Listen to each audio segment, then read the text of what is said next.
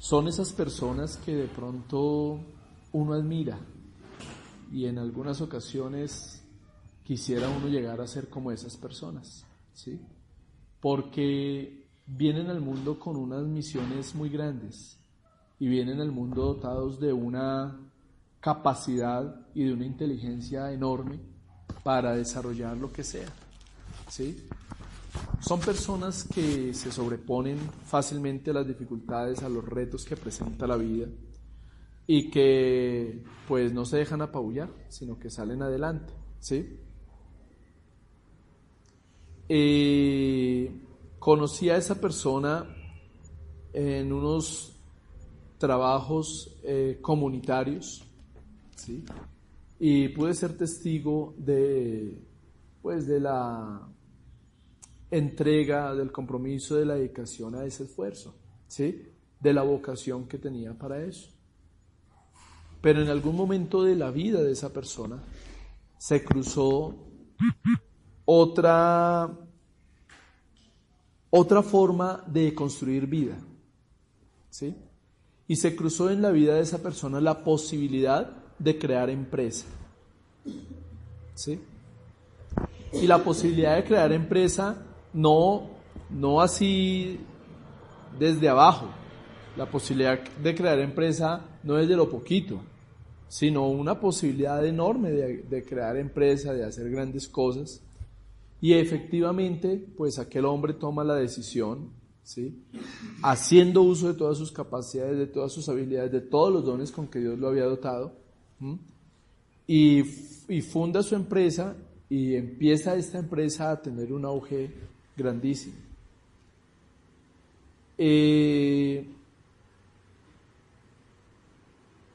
crecimiento que alcanzó fue enorme, ¿sí? Que yo creo que él ni se alcanzó a imaginar jamás que llegaría tan grande, tan alto, ¿sí? Pero esta semana fue capturado por la fiscalía porque se encontraron irregularidades, se encontraron dineros de mala procedencia, se encontraron allí estafas, ¿cierto? Y unas cosas que se estaban haciendo al interior de esa empresa que no están bien. Y entonces, cuando yo escuché la noticia, me corrió un frío por todo el cuerpo, porque cuando uno conoce a las personas y conoce su corazón y conoce la grandeza de ser que son, pues a uno eso lo toca, le duele, ¿cierto? Y logra estremecerlo a uno. Y entonces me estremeció y esa noche casi no podía conciliar el sueño pensando en esa persona y orando y pidiéndole a Dios que le ayudara, ¿cierto? Y me acordaba del pasaje del Evangelio que estudiamos hace 8 días y que hoy vale la pena volver a retomar, ¿sí? Y le decía a mi esposa, le decía, el Señor nos ayude, ¿sí? Porque como dice el apóstol Pablo, el que esté firme, mire que no caiga, ¿sí? Y le decía a mi esposa, Dios nos ayude a mantenernos siempre en su camino y con la visión clara, ¿sí? Con la misión y la visión claras, con el objetivo claro. Porque lo más fácil que existe es desviarse del camino. Lo más fácil que existe en el mundo de hoy por hoy es coger la puerta ancha. Es ir por el camino por donde todo el mundo va. Eso es lo más fácil que existe en nuestro mundo de hoy. ¿Sí? Por eso Jesús nos hacía el llamado y nos decía, escojan la puerta angosta. No se vayan por el camino ancho porque el camino ancho es espacioso, a todo el mundo le gusta, es el camino fácil, pero es el camino que lleva a la perdición. Y viendo la historia de aquel hombre me acordaba de esas palabras. ¿Cómo hubiese sido la vida de esa persona si hubiese seguido cerca de los procesos como estos? Cerca de los procesos que se hacen desde las bases, desde la sencillez, ¿cierto? Desde lo quizá donde no hay demasiado dinero de por medio, ¿sí? Pero donde se hacen cosas bonitas y se generan unas satisfacciones más enormes. ¿Cómo hubiera sido la acción de Dios a través de ese ser si lo hubiera permitido y no se hubiera desviado por la puerta ancha, ¿sí? Por la vía fácil? Y entonces no me alcanzo a imaginar las noches de amargura que habrá tenido que vivir él, su familia, ¿sí? Ante esta mala jugada, ante esta mala pasada de la vida, ¿sí? Entonces la Escritura en esta noche vuelve a recordarnos, ¿sí? Y los discípulos le decían a Jesús, y lo tenemos que recordar en esta noche, ¿sí? Señor, ¿son pocos los que se salvan? Esa es la pregunta del discípulo. ¿Son pocos los que se salvan? ¿Sí? Y la respuesta de Jesús, para él responder eso, utiliza una parábola, ¿sí? Pero para llegar a la conclusión de que sí, son pocos los que se salvan. No porque el reino de los cielos no esté abierto. No porque las posibilidades de salvación se hayan cerrado.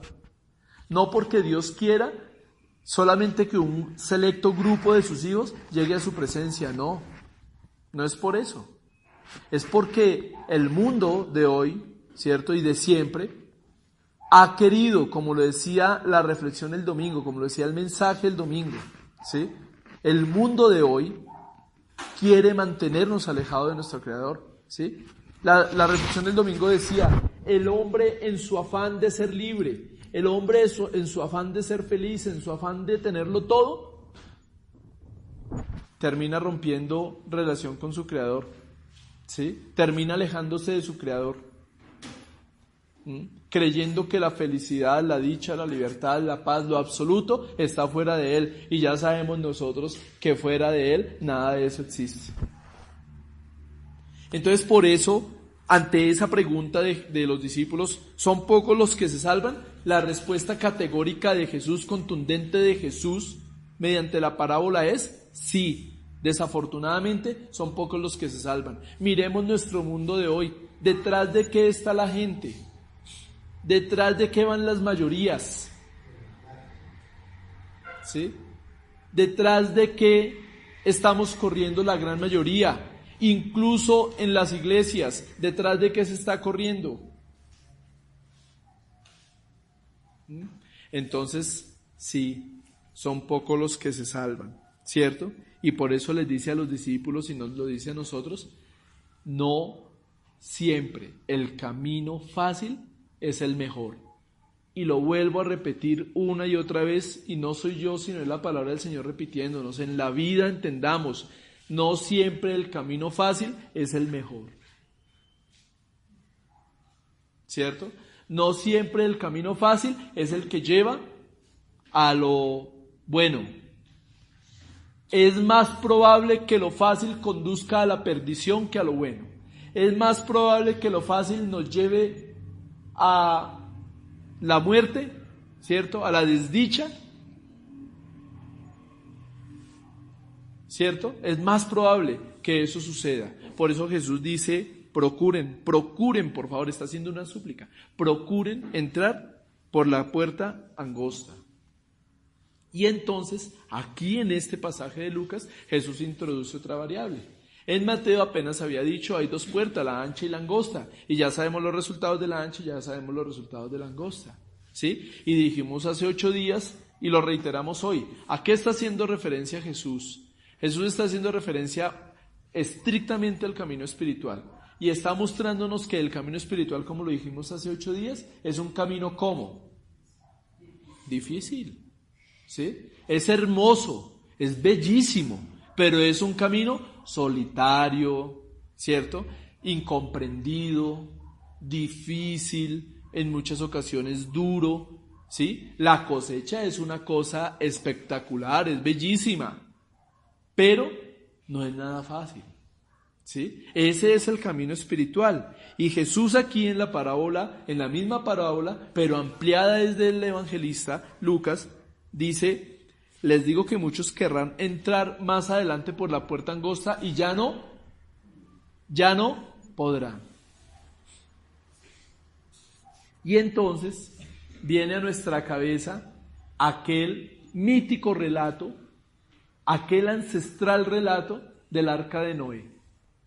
Y esa historia del Arca de Noé, que es la historia de nuestro mundo hoy en día, porque es que la humanidad no ha cambiado sustancialmente, sino sigue siendo casi la misma, ¿sí? Nos hace recordar esto. Noé construye un arca. En el plan de Dios, en el plan original de Dios, ¿para qué era el arca? Para que la gente se salvara.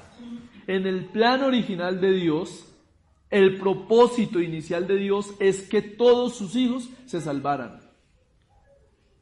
Y envió a uno de sus profetas, ¿sí? De los primeros profetas, porque la palabra profeta en hebreo significa boca de Dios. Y Noé fue boca de Dios en ese entonces. Y envía a Noé como uno de los primeros profetas de la historia bíblica a predicarle a todo el mundo hasta ese entonces conocido. Va a ocurrir algo terrible, pero Dios ha dispuesto, ¿sí?, la salvación, ha abierto las puertas de la salvación para todos ustedes. Acudan a Él, ¿sí? Acójanse a Él. Y dice la Escritura que ese mensaje, que esa proclamación de Noé duró 120 años. Un hombre predicándole a la gente 120 años. Un hombre diciéndoles desde por la mañana hasta por la noche, el Señor tiene un plan de salvación para ustedes. Dios quiere una vida mejor para ustedes, ¿sí? El futuro en Dios, como escuchábamos en una reflexión hace unos días, el futuro en Dios es un futuro esperanzador, ¿sí? Será un futuro mejor, es un futuro prometedor. Acójanse a Él y podrán salvar sus vidas, podrán garantizar la salvación para ustedes y para sus familias, ¿sí?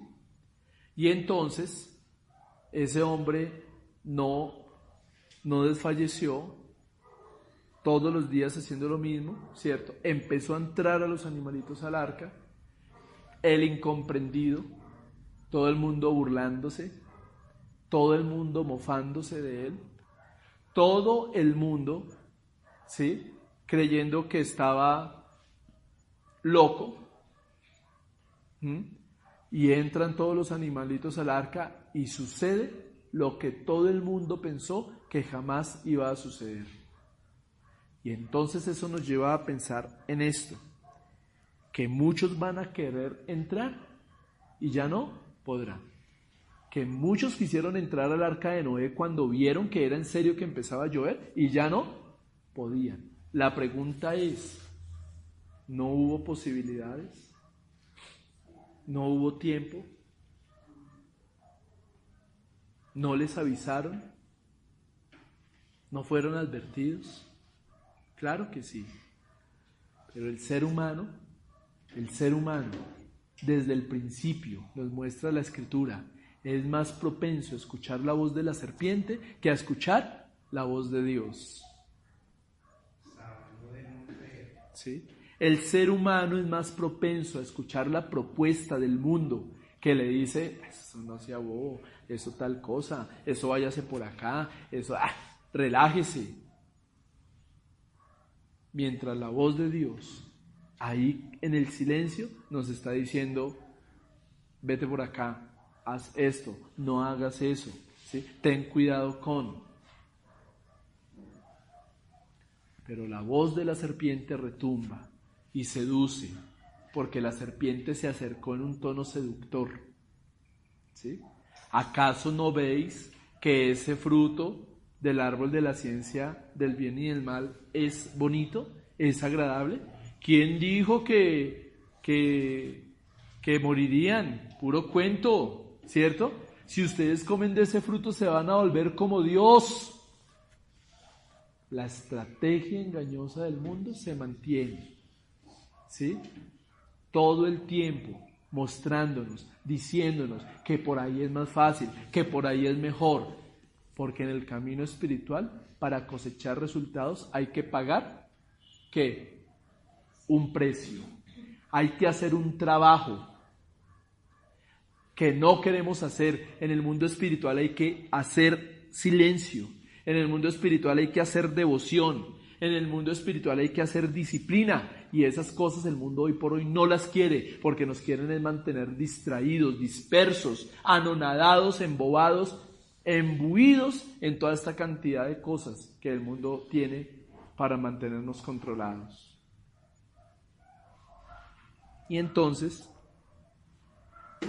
llega el momento en que se cierra la puerta y ya muchos no podrán entrar. ¿Dios les cerró la puerta? ¿Acaso el Señor fue tan de mal corazón que no les permitió la posibilidad de ingresar a su reino? ¿Acaso Dios se alegra con ver cómo sus hijos van como bueyes al despeñadero? ¿Sí? Dios está feliz de ver que solamente un grupito selecto está llegando allá y el resto está perdiéndose allá en el averno. ¿Es feliz Dios con eso? No, no está en el plan original de Dios. ¿Sí? Entonces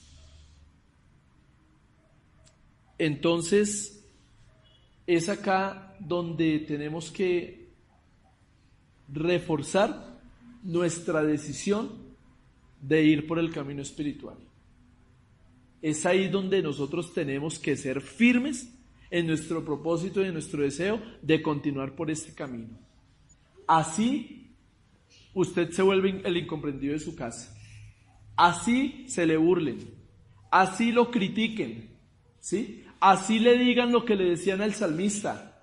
Cuando el salmista estaba en pruebas, cuando el salmista estaba en dificultades, cuando estaba en la mala, ¿qué le decían al salmista todos? ¿Dónde está tu Dios? Así se nos burlen en la cruz ya crucificados. ¿Sí? ¿Acaso no eres el Hijo de Dios? Bájate de allá. ¿No dices que tienes poderes? ¿No dices que tú eres poderoso? ¿Sí? Pues demuéstranoslo. Así se nos burlen en la cara. Nosotros tomamos la decisión férrea de mantenernos en el camino espiritual porque sabemos que es el que nos lleva ¿a dónde? A la vida eterna, al Padre, a nuestra fuente, ¿cierto? A nuestro origen. ¿Sí?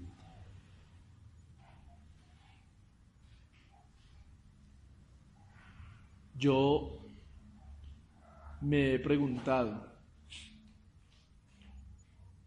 duramos 10 años en esa casa de allá, ¿sí? En esa casa vivían unas personas que tuvieron la iglesia, la palabra de Dios en su misma casa. ¿Qué hicieron con la palabra de Dios durante esos 10 años? La rechazaron. Nunca se acercaron al Señor. ¿Cuántas personas no han ignorado el mensaje de Dios? ¿Cuántos no han pasado por acá al frente y han sentido el llamado de Dios para entrar y escuchar el mensaje y se han hecho los locos, no han escuchado su ser interior y han seguido derecho? Es a ellos y a muchos más que podría yo dar el ejemplo en esta noche que Jesús se refiere cuando dice que van a ir a tocar la puerta y a buscar, y que el Señor les va a decir: las puertas estuvieron abiertas, las posibilidades estaban. ¿Sabe qué nos pasa a los seres humanos? Creemos que esto acaba con la muerte.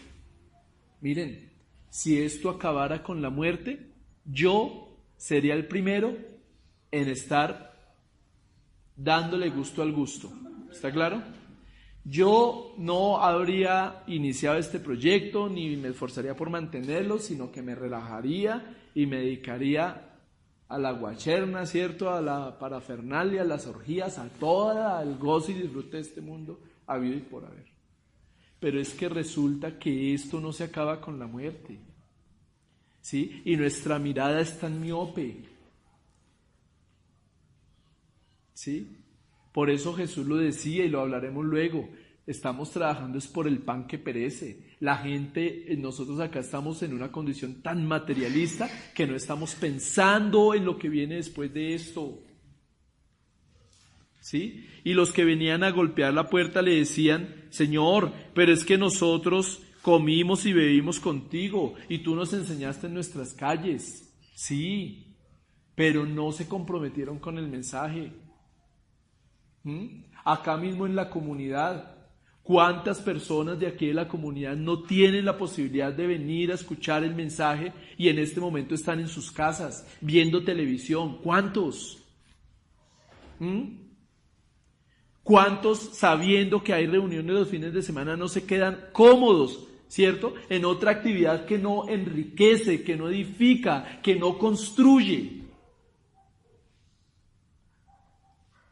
Y entonces esos son los que van a decir: pero nosotros estuvimos contigo, nosotros tal cosa. Y el Señor les dirá: es que no se trata de eso. Se trata de coger la puerta angosta. Se trata de hacer esfuerzos. Se trata de hacer sacrificios en el buen sentido del término. ¿Sí? Se trata de establecer prioridades. Es que Dios en su vida simplemente no quiere ser ni el segundo, ni el tercero, ni el cuarto, ni el quinto, sino que quiere ser el primero, no más. Eso es, si pusiéramos a Dios de primeras, las demás cosas fluyen y se dan en nuestra vida. Así no. ¿Sí? No se salgan del camino espiritual. Van a cosechar frutos. Ya los están cosechando. Yo estoy cosechando frutos de andar en este camino que desde niño me inculcaron mis padres. Pero no termina. Yo no me puedo ahorita relajar. Yo no puedo decir: no, ya, no, porque es que no vamos ni en la mitad del camino.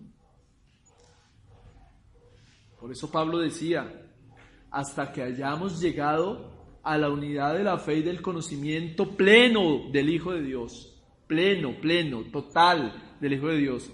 Y como yo les decía en la Semana Santa, de Jesús es más lo que desconocemos que lo que sabemos.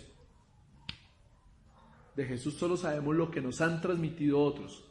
De Él desconocemos casi todo. Y la Biblia dice que hasta que no lleguemos al conocimiento pleno de Él, a un varón perfecto, a la medida de la estatura de la plenitud de Cristo, no seremos dignos de Él. Entonces, camino falta. No nos creamos que ya estamos muy avanzaditos. No, nos falta. No se salgan del camino espiritual, por favor. Jesús dice: va a venir gente del norte y del sur, del este y del oeste, para sentarse a comer en el reino de Dios. Y entonces lo que yo les decía, sorpresas nos hemos de llevar. El que uno menos pensaba, ese va a llegar más alto. ¿Sí? El que nosotros criticábamos, juzgábamos esto, ese muy probablemente puede escalar más que lo que escalemos nosotros. Porque esto no se trata de ritos, entiendan esto. Esto no se trata de ritos ni de doctrinas. Esto se trata de lo que decía la reflexión el domingo, de actos de amor, de hacer resistencia con actos de amor, de hacer oposición a partir del amor. De eso se trata. ¿Sí? Y a eso es a lo que nos está invitando Jesús. Y fíjense que Jesús está diciendo que vendrán del norte, del sur, del este y del oeste. Jesús no está diciendo que solamente los que creyeron en X religión, no. Jesús está diciendo que de cualquier parte del mundo van a llegar muchos por encima incluso de nosotros. ¿Sí? ¿Por qué? Porque se comprometieron, porque entendieron el camino espiritual, porque entendieron que esto se trata de trabajar fuerte, con ahínco, con constancia, con perseverancia, hasta coronar la meta. ¿Sí? Quiero terminar recordándoles lo que es un alma perdida. ¿Sí? El alma perdida no es el alma que nosotros decimos pecadora. No, no. Si saben ustedes que muchos que llamamos pecadores tienen más devoción que los que son devotos, que los que son feligreses, mejor, ¿sí? Que los que son fieles asistentes de las iglesias. Mucha gente, entre comillas, pecadora, es más creyente que muchos asistentes a las iglesias. ¿Sí? Y entonces muchos de ellos van a coronar, y muchos de los que llenan las iglesias no van a clasificar. No van a clasificar. Se van a llevar grandes sorpresas. ¿Sí? ¿Por qué? Porque el alma perdida no es el alma de ese que no está en la iglesia, sino el alma perdida es el alma de ese que, sabiendo lo que tiene que hacer, no lo hace. El alma perdida es el alma de aquel que, teniendo una misión que cumplir, no la cumple. ¿Acaso la misión del que va a la iglesia es juzgar? ¿Acaso la misión del que va a la iglesia es condenar? ¿Acaso la misión del que va a la iglesia es sentirse superior a los demás porque él sí, entre comillas, tiene a Dios? Diría alguien, nanay cucas. Eso no es así. ¿En qué consiste la misión? ¿Está usted cumpliendo su tarea, su misión para la cual fue creado? ¿Sí? ¿Está usted desempeñando el oficio para el cual Dios lo mandó a este mundo? Que básicamente consiste en los actos de amor, en ayudar a que el mundo sea mejor, en ayudar a que el reino de Dios se expanda. ¿Estamos cumpliendo? Dios nos ayude. Y por eso mi oración al Señor era esa y sigue siendo esa. Dios, guárdanos de apartarnos de ti. ¿Sí? El pecado más grande que el ser humano puede cometer es vivir lejos de Dios. Ese es el pecado más grande que uno comete contra uno mismo, no contra Dios, contra uno mismo. Alejarse de su fuente. Es alejarse de Dios, es como tomar la decisión de no querer vivir dependiente del oxígeno. ¿Sí? Es decirle al oxígeno, yo no lo necesito, me independizo de usted. ¿Sí? Esa es la muerte en vida, vivir lejos del Creador. ¿Sí? Por lo que más quiero, no nos dejemos, porque este mensaje es más para mí que para ustedes. No nos dejemos obnubilar, no nos dejemos impresionar, no nos dejemos seducir por las propuestas de un mundo que cada día nos quiere ver más lejos del Señor. Tengamos presente por un instante que nosotros somos espíritu, no cuerpo. ¿Sí? Recordemos que esto no termina el día en que tengamos que morir. Esto no termina con la muerte, esto sigue. Y recordemos que la vida física, la vida en el planeta Tierra, es una pequeñísima fracción de la existencia nuestra. Porque lo que nos espera después de la vida física se llama ¿cómo? La eternidad. ¿Y lo eterno cómo es? Infinito, por siempre. ¿Qué tipo de eternidad quiero yo? ¿Me he preguntado? ¿Qué tipo de vida en el más allá quiero yo? ¿Será que valió la pena aquí entregarse a toda la distracción, al mundo, a sus placeres? Un poquitico de vida para el resto de vida, tener que experimentar sufrimiento, dolor, yo no sé qué más cosas.